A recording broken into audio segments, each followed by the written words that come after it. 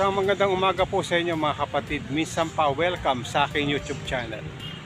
Andi po tayo sa Pampanga Capital. Ayan. Kilala niyo po ba si Maximo Hison? Isa sa mga bayani dito po sa Pampanga.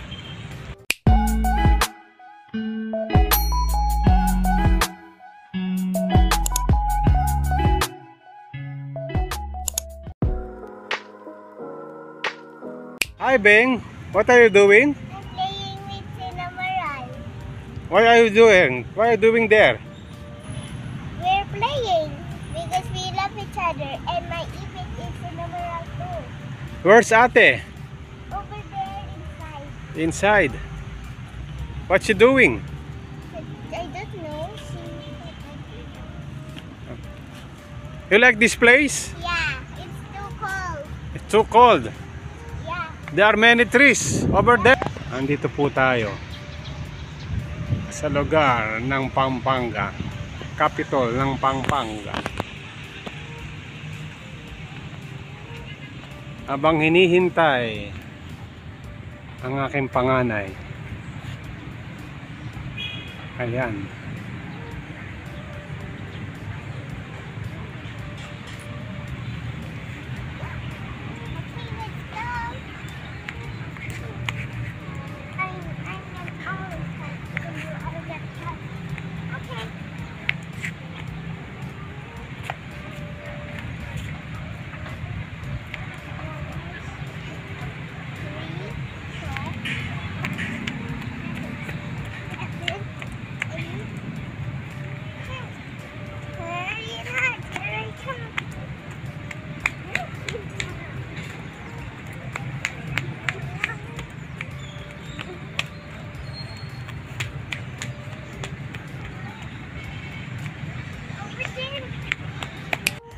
Si Maximino H. Hison, 1870 to 1901.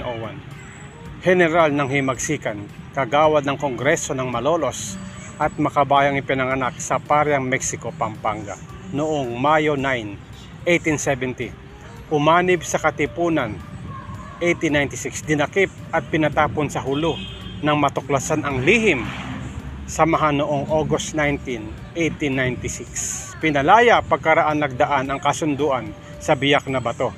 Hinirang na komandante ng general ng Pampanga pagkaraan ng Brigadier General 1898. Hinirang na kinatawan ng lalawigan ng Sorsogon sa Kongreso ng Malolos. Naging kilala sa madugong labanan sa Caloocan noong Pebrero 23, 1899.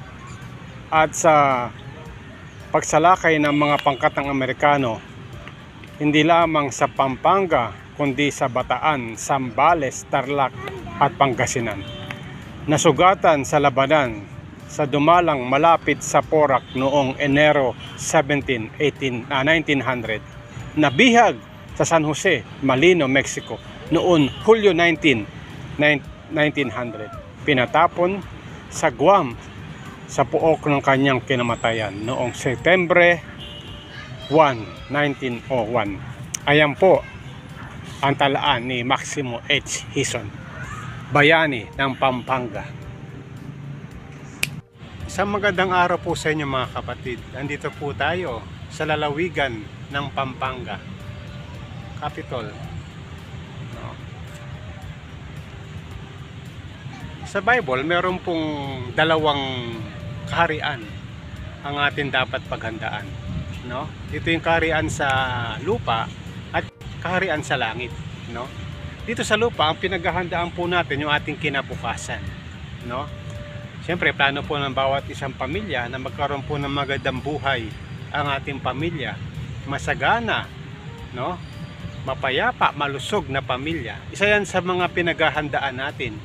Kaya po tayo naghahanap buhay, nagsisimikap para maging maayos at sumasagana yung ating buhay, no? Pagdadaan po natin yung kinabukasan ng ating mga anak, kinabukasan ng ating pangangatawan, na kailangan po maging malusog, malakas para po tayo ay makapaghanap buhay ng maayos, no? Yan po ang pinaghahandaan po natin dito po sa kalupaan, no? Sa langit din po, meron din dapat po tayong pinaghahandaan. Kasi darating ang panahon na tayo po ay mawawala dito sa lupa. Ano ba yung dapat natin paghandaan? Na tayo po ay haharap sa ating Panginoon. At kung tayo po ay harap sa ating Panginoon, handa na ba tayo na maligtas ang ating kaluluwa?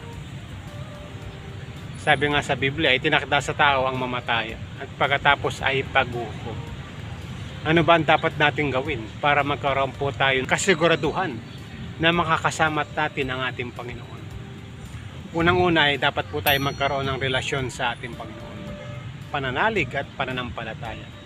Lahat po ng tao ay nilikha ng Diyos, pero hindi lahat ay anak ng Diyos. Siyempre, pag hindi ka anak ng Diyos, kanino kang anak? Dalawa lang yan. Maaring sa masama o maaring sa mabuti.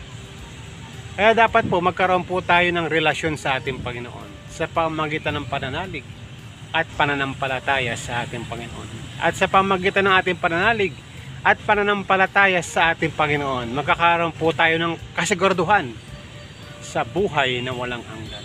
Yun din po ang dapat na paghandaan po natin kapag tayo po ay nawala dito sa lupa. Magkaroon po tayo ng pananampalataya, pananalig sa ating Panginoon. Sapagkat si Jesus ang daan, ang katotohanan at ang buhay. Hindi tayo makakapunta sa Ama, sa langit, kung hindi po tayo lalapit sa ating Panginoon. Isa yon sa mga karapat-dapat nating gawin para makasama tayo ng ating Panginoon sa langit na bayan. Maraming salamat.